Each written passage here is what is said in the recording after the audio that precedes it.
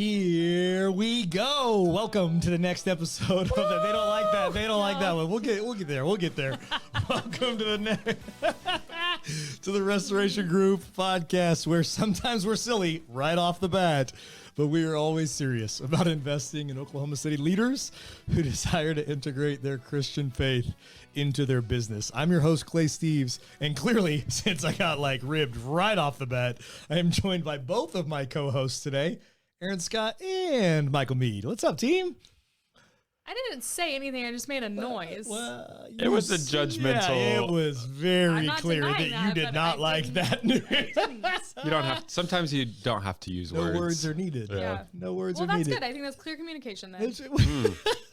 Clear and effective. Clear and effective. Yeah, Well, we'll see almost next episode derailed if me. it's effective or not. We'll see if Challenge we do that again. accepted. Challenge. That's true. Yeah. So in our quick banter, real quick for us, let's just get an inventory of our mugs because we're just talking about us and our personalities in this episode today. Ooh, So I want to go last because I think mine's the best. well, it's shocking. Wow. So I'm Michael, being honest with what you. mug you got? Talk Okay. to me. What are we working with Is it today? about what's in my mug or what my mug is? What your mug is. What your mug well, is? I don't have any pride in this. I mean, this is just a mug Exactly. from Mine's our the best. Move on. Go. break room.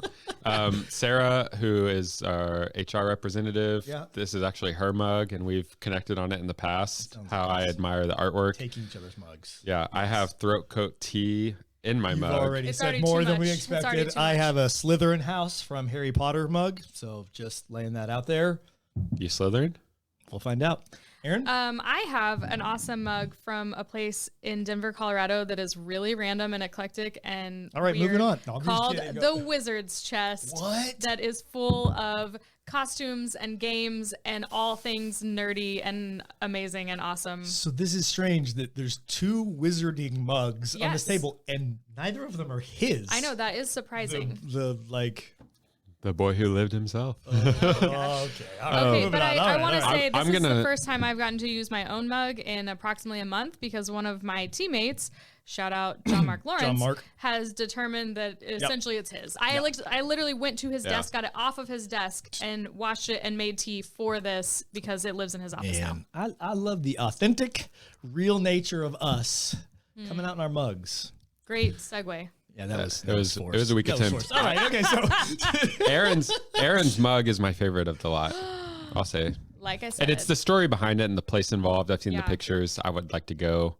it's right, it's that's it. awesome, All right, but all it was right. more awesome just to be there with my husband because of how awesome he felt like Yeah. it was. there it was. Yeah. I love it. Well, yeah, I like that. That's good. Okay, so today's episode is not about our mugs or Wizarding World, but today's episode is continuing our pattern of exploring the principles from our integrated business guide. Again, free to download. Click the link in the show notes below. These are the 8 principles we have learned in integrating our Christian faith into a business for nearly a decade here in Oklahoma City. And so, again, free resource to you. What word did we land on? We said 3 synonyms in Coalesced. an episode. Collated, Combined. combined. Yeah, good alliteration team. But we've compiled it. Combed through. There we go. For you, for free. So again, one of these 8 principles is courageous authenticity. Boy, we can be silly, can't we? We get good. We'll get there. Courageous. I've been mumbling that word today. Authenticity. Courageous authenticity. And so I actually, for another exercise at the beginning of this episode, I want to just do a quick synonym game from both of your perspective, because some of our other principles, right? Prayer, patience, real clear, real biblical, we know what it is. Courageous authenticity can be interpreted a lot of different ways. And so I thought maybe a synonym game right off the bat could help clarify what we're meaning with this, and we'll define it in a minute. So when you hear that, what are some synonyms that rattle for the two of you? Vulnerable. I only had a phrase, not a singular word. Great. So I don't know that counts. Okay. But I wrote down being brave enough to not have it all together. Ooh. Wow, that was better than mine. Yep. Yeah, I wasn't going to say it, but One of the other ways we say it is radically human. Yeah. yes. that's Which good. I think did we steal that from someone? I think I'm thinking of a different book with one of those words in it. Yeah. Omit this from the Scaling recording. leadership circle profile. That's where we got it. You're all right. You got it. I don't know. Yep. Yeah, nailing it. But yeah, radically human. Yep. I like that. Yeah. To one up Aaron's phrase and tell a story. It's not really a story. We legit, Patrick Lencioni, organizational health expert. A lot of his books and work have influenced our organization. And he talks about as a leader, like when your armpits are sweating, instead of trying to hide that, raise your arm up and say like, I'm aware and I see the sweat. I know you do too. Just call it out. And I think courageous authenticity is that. Is just being willing to say, I know I'm sweating. I know you know I'm sweating. So I'm just going to say, hey guys, I'm sweating. Like, let's just call it what it is. Talking about elephants. That's another phrase. Talking about elephants. I think, I didn't make this note, but as you're talking, I was just thinking like, I think it's important to make a delineation, though, that it's not in a self-deprecating way. That's a whole different thing. That actually undermines your leadership and, like, I think makes people feel more uncomfortable. So not self-deprecating, but acknowledging the real. It's good. So maybe like what are some opposites? Like, so let's talk about antonyms for a second. What would be the opposite of courageous authenticity? I didn't do a good job on the antonyms. Okay. I put a question mark after. I'll turn this way. Michael, you got anything? I think the fake it till you make it culture is just, that wins. To pick a word, like being really caged was a word that came to mind. Okay, to go alliteration, I had control, but at a question mark. I was like, I don't know if that plays into it. Go back to the first one you said. Fake it till you make it. Yeah, I think that's probably the most simple thing to grasp onto. Is just that whole fake it till you make it. I'm going to, suck it up, buttercup, grit. Like there's a place for that. I don't think it belongs in this conversation. Like grit, there's a place to have grit, but you can have grit and be authentic at the same time. There it is. Yeah. Yes. I don't know. I think there's another phrase out there somewhere that we haven't come up with, because I think fake it till you make it can lean towards insecurity, but there's something that I can't quite put my finger on that leans more towards the pride part of it, of like, I want to appear to have it all together. Not like I'm afraid that people won't know, so I'm going to fake it till I make it, but like, I just want to, and maybe have even convinced myself that I have the answers and I have the way and I know the right thing. Yeah. Well, I think that's human nature, but I think when you're a leader, and specifically like you're responsible for leading at a business, whether you have direct reports, whether you're the owner, I think you carry this pressure of like, I'm the person that needs to have the answers.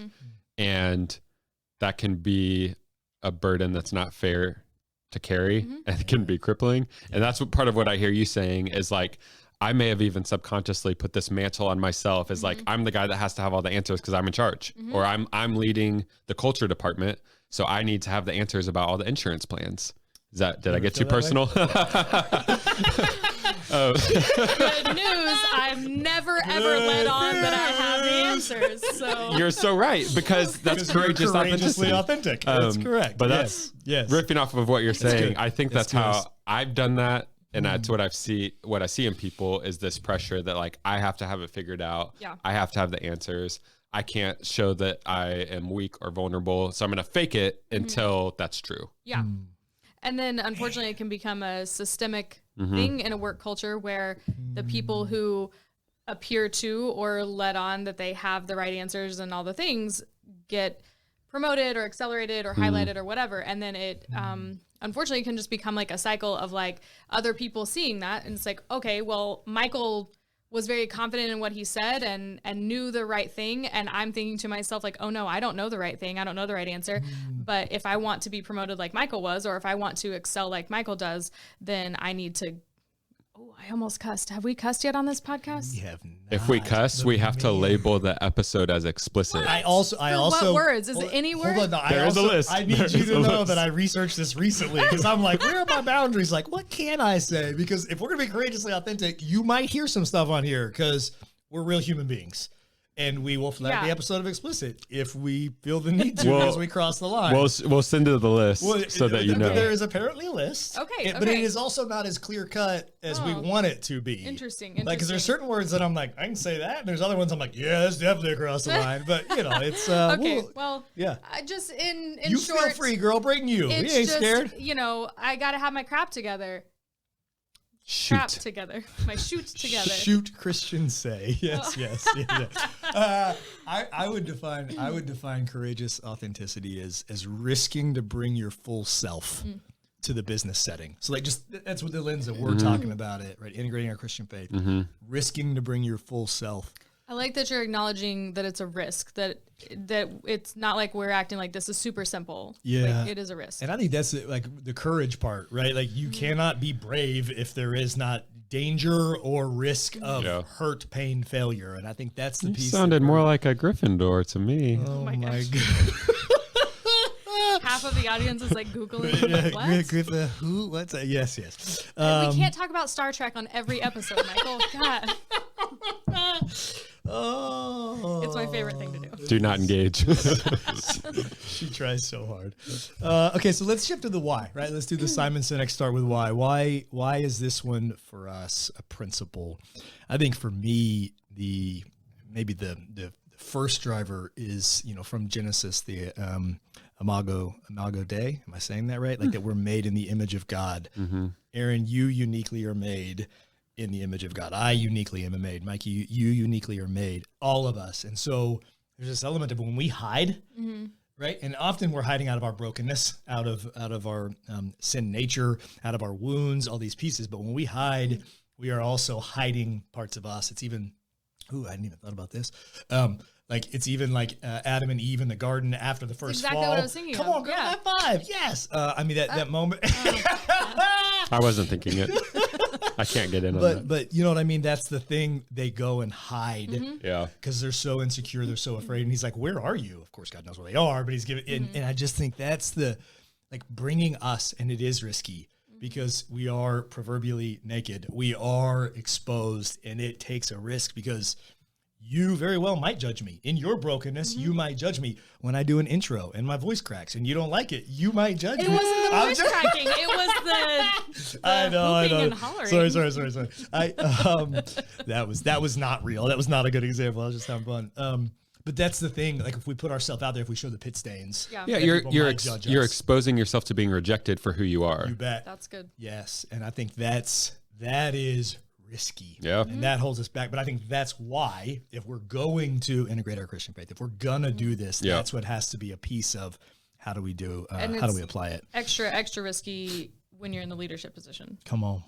And I would say extra more critical that you are the one who goes first, right? I mean, I think that's when we talk about like sharing or talking in meeting strategies, I think the leader should go last. Like you let everyone else get it out. You don't suck the air up in a room. You don't dominate. But when it comes to these type of things that we're talking about, that's who should go first. Like the whoever the most senior person is in a moment, you should be the one to risk vulnerably first. And that's calling some people out. Myself first and foremost. And I think the other for me that I would say is it's a way to unleash God's power, right? And that's based in 2 Corinthians 12:9, right? His power is made perfect in my weakness. Therefore, I'll boast even more of my weaknesses. His power may rest upon me. Like his grace is enough. Yeah, I'm a broken dude. Yeah, you're a broken girl. Yeah, you're a broken dude. Like, yes, his grace is enough. Bring our full self to the business setting because that's actually a way that unleashes God even more. Like he says that, not us. That it unleashes him because his power is made greater in our weakness when we share it. So how do you all see this courageous authenticity as displayed, like integrating into the business? I'll go first. Go for it. So we use a tool, and I don't want to rabbit trail on the tool. It's not the point of this, but as a team, we use a development tool, leadership tool. And one of the things it ranks is your reactive gifts that help you accomplish results, but can sometimes carry liabilities with them. Yeah. And one of the ones that I score highly in is distance. And so when you talk about courageous authenticity, I have this tendency to use distance. And to be clear, it can be a skill that helps me get results that are good. Yes. The liability is that I can be closed off and not courageously authentic to the extent where people maybe feel like they don't know me, or I can come across as intimidating, are things people have shared. Love to hear that. What other words have people used? Yeah. And so Clay, it's been a year or so. I think it was going into 2022. One of the things you challenged me through our annual review process, specifically within the context of our leadership team, was to just bring my full self to the table. I don't know if you remember that. It was like one of my objective things to grow in. And it was just bringing my full self to that table and to that team. And you really called out that when you hold back, you're actually like holding back the value you bring as a unique person to this table. And so that was one of the ways that just in my personal journey, how I've gone through having that tendency to appear as the guy that has the answers or has it together or has the strength. I was gonna say, what was your why behind? I mean, I like to win and I like to appear competent. I grew up as a pastor's kid and my mom was a teacher. So I think I just have this, I mean, we can make this a counseling session, but I think I just have a tendency that like, I want people to perceive me as like, I'm good, I'm following the rules. I also want to be breaking the rules. I just don't want you to know that I'm doing it, just to be clear. So I think that's a big part of it. And just like, my tendency and weakness is viewing vulnerability as a weakness and not as something that can help me connect with another human and build relationships and build trust. Yeah. You going to send me like the invoice for this session Already later did. or No, yeah. already did. Okay. No, In your inbox. I thought there was something, and I am going to use the word powerful on purpose about what you shared at the very end. Thanks for being vulnerable. Thanks for sharing that with Aaron and I and everybody listening. Worldwide. Worldwide. But you talked about, you view it as a weakness, and I think that's accurate. And I think that's actually the mind shift. So the mind shift isn't to say it's not a weakness. It's to recognize, yes, and the integrating of the Christian faith is what calls to the fact of when I share that weakness, it's actually the thing that unleashes God's power. Like those things actually go together. So it's not the like, well, I got to not be weak. It's actually saying, no, be aware of it. Have the humility to be aware of it, and then have the courage, risk, putting it out there, knowing that God, trusting God to use that. So what about you, E? How do you see it? Well, my notes are more answering on a more general level of like, why should we integrate, or why should we, if we are attempting to integrate our faith into business, why should we attempt to model courageous authenticity? And I was just thinking about, when I read the Bible because I think another way to phrase it, like integrating your faith or integrating Jesus into your business, I just never see a time where Jesus is promoting those who appear to have it all together. Like he's doing the exact opposite. He is highlighting and promoting and advocating for and lifting up those who are openly broken and those who are like admittedly at fault and those who are just doing the very human thing of wrestling with the tension of like, I want to follow Jesus and I want to model his life, but I'm not perfect. And wrestling that tension, I think he really honors wrestling that tension and not even always getting it right. Like, versus the elevating those who, have it all together or seemingly, or are very certain of things. How do we balance competency with this? This isn't even sequencing, so I'm going off script right now for them. But like, guys, this isn't, because we're a business. Like, and everybody listening, like, if they're leaders of a small business, like the business matters. We have to be good at what we do. I mean, excellence is a core value that we care about. So how do we balance this courageous authenticity? We're talking about being vulnerable, bringing ourselves, being broken, weak, all these things. Yet there's a competency piece. Like, how do we hold those in tension together? To be courageously authentic, but yet to be a business where our performance does matter. Yeah. So I've experienced this a lot since we've been here. We're a small business. Oftentimes that can require people wearing multiple hats. We're also a growing business, so we're taking new territory, doing new things. And there's been times where it's like, we need to go do something. We've agreed, hey, this is the direction we're going. No one on our team has the competency. Do you have an example in the last 12 hours? Probably. I mean, yes. Website design? More than one example. Could that Yeah. be an Website example? design. Yeah. We're doing some real estate stuff right now that I'm in over my head on. The podcast where Literally what you're listening to right now. Yeah, that's this week. But did we or did we not create the graphic for this podcast in Canva? listen, don't hate on Canva. They I just, know, I freaking love Canva. they just crossed 15 billion designs. I helped them. I did I like know. 4 billion So- of those. Well, recent one. So all that to say, what I have the awareness of is that no one is expecting me to be an expert in those things. And so I'm able to be authentic and say, hey, I'll be responsible for this. Yeah. I also don't know how to do it. Yeah. So let's just make sure we're all on the same page there. Yeah. And then it's my responsibility to go close the gap. And if somebody on the team has the competency that I need, I'm going to go to them first, which Clay, I often come to you for things you've done ahead of me. Yeah. There's times where no one has done it. So it's like, okay, YouTube University, or we believe in investing in outside coaching. Yeah. And so it's like, we just had, I mean, we're doing this video podcast. We had a friend come in that we hired to come say, hey, we need to grow in this. Come spend an hour with me and teach me what I need to know. Yeah. And so we put our money where our mouth is and go invest in, commit to learning the thing. Yes. And so that's what my responsibility is. Because otherwise the risk is like, man, I'm so authentic that I don't know how to do this. And it's a kumbaya. It's like, well, you can't stop there. Yeah. Like you have to go learn the thing or enlist the help of the expert or whatever and close the gap. I thought of your question from the other, like, if you're the supervisor, you're the manager, and someone on your team is not having the competency. I think as followers of Jesus, it can be tempting sometimes. And I've seen that play out where it's like, well, being a follower of Jesus means you're just nice and kind and like, we don't hurt anybody's feelings. We don't want to make them feel bad, you know, et cetera, et cetera. And then, and honestly, I think that is dishonoring to God and that's dishonoring to that person. And it actually is the opposite of courageous authenticity because you are holding back in a same, but different vein of what you said of like, when you're not bringing your full self, when you're not bringing the full expectation, when you're not bringing the full requirement of the job or role or project, then you are doing everyone a disservice, God included, you know, and it's just not honoring to anyone. Because to me, it, like if I'm on the receiving end of that, that feels like pity, and that is maybe one of my least favorite things of all time. Wow. You do hate pity So much, even like joking fake pity. Yeah. Such an easy way to push your button. It really is. Thanks for telling everyone worldwide that. Yeah. So listening to you say that, I can relate with that, and just like part of my journey that I've grown in, but certainly need to continue leaning into is like, you have to treat people with enough dignity to hold them to the standard that you have as an organization. That's really good.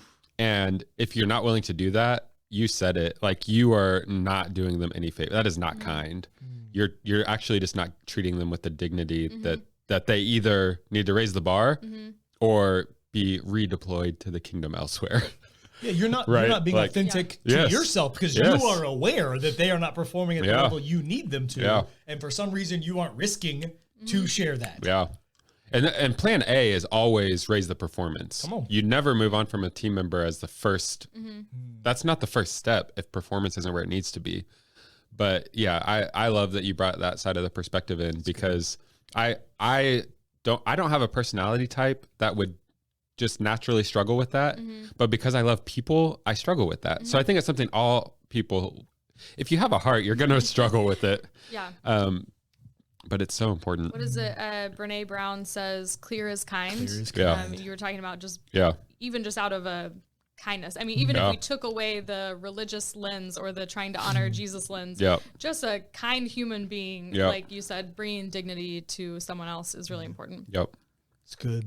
Those are some good practical examples that you guys gave a minute ago. Any other ways that you guys have seen courageous authenticity practically play out in a business setting? And that's kind of a final question before we'll move to a close in a couple minutes. One came to mind, and Clay, it's actually, you're going to love this. It's about you. It's something. And the episode's done. Thank you. This was fantastic, guys. We'll talk to you soon. It's something that I think you modeled with our team really well last year sometime, probably. You were just going through a heavy season. The heaviest thing was that your mom had been battling a gnarly disease for a long time. It was really clear that the end was near on her life here and in this earth, right? I believe in the restoration of life and that she will be raised and made new, but that's hard. And so you had that going on among many other things. That's just the most noteworthy. And you had the awareness going into it. She hadn't passed yet, but you knew it was coming. And you shared with our team, hey guys, over the next 3 months or so, I am going to be in a fog. Like I know that this is weighing on me. It's going to affect me in ways I can't predict yet. And like grace, please. Can I just have some grace? This is how you can pray for me. And just if I am, and you kind of listed some behaviors that you know about yourself that when you're stressed, you might exhibit. Like, if you see this in me, just have some grace for the next few months.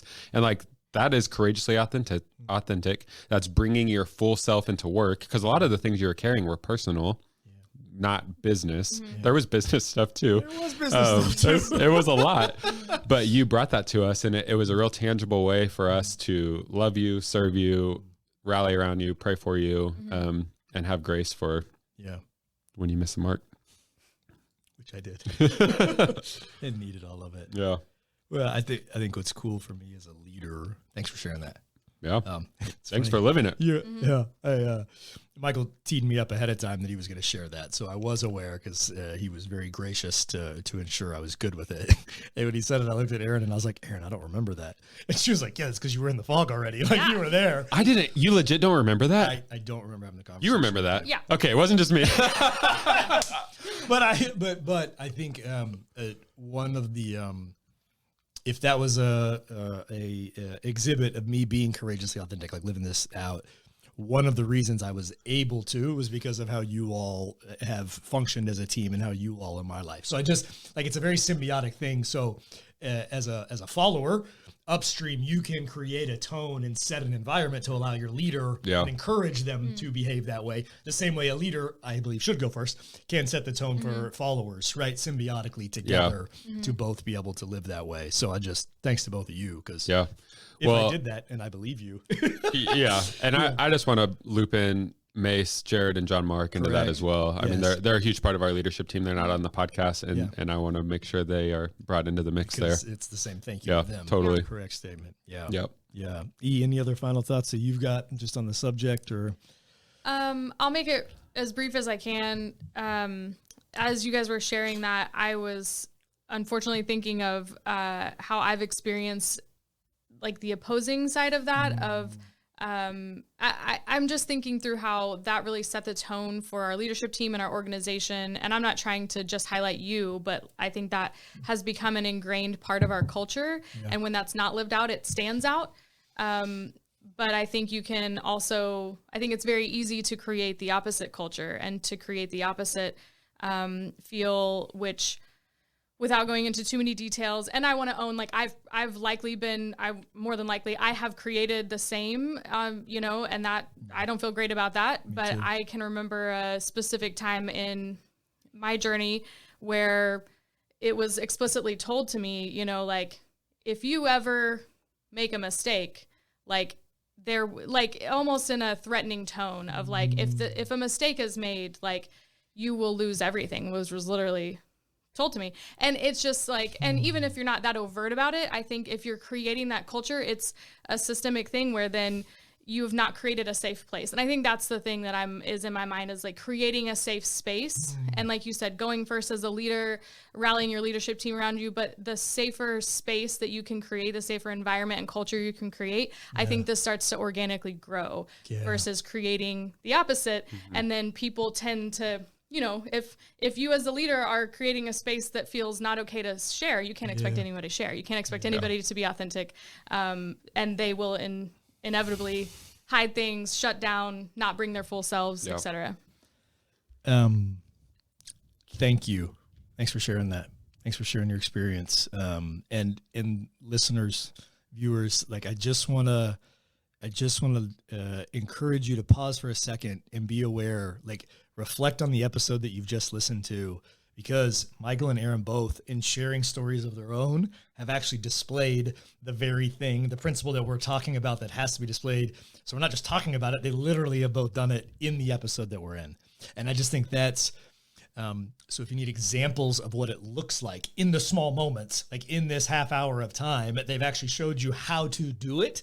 And you just have your own stories. You have your own awareness. You have your own journey to be able to share in a small moment, in a business setting, sitting around a table together, if you feel a prompt, if there's the right moment to not fake it till you make it, not hide, but to go, okay, here's my pit stains. Here's my humanity. And I think that's the piece that I'll close with, is that when before you close, I'm so sorry. But I'm not going to close with it yet, because Erin's going to the thing. One last thing that came to my mind was we are talking about things that are kind of focused on proactively being courageously authentic. Yeah. And I don't want to miss in bringing attention to, you can still display that reactively if or when a mistake is Yes. made. And I that's think so good. that's just as important, especially Yes. as a leader, is to go back and acknowledge and own where you did it wrong, where you messed up, where you missed the mark, where you wish you would have done it different. Yes. I think it's easy once you're past that to kind of just like grit your teeth and like Yeah.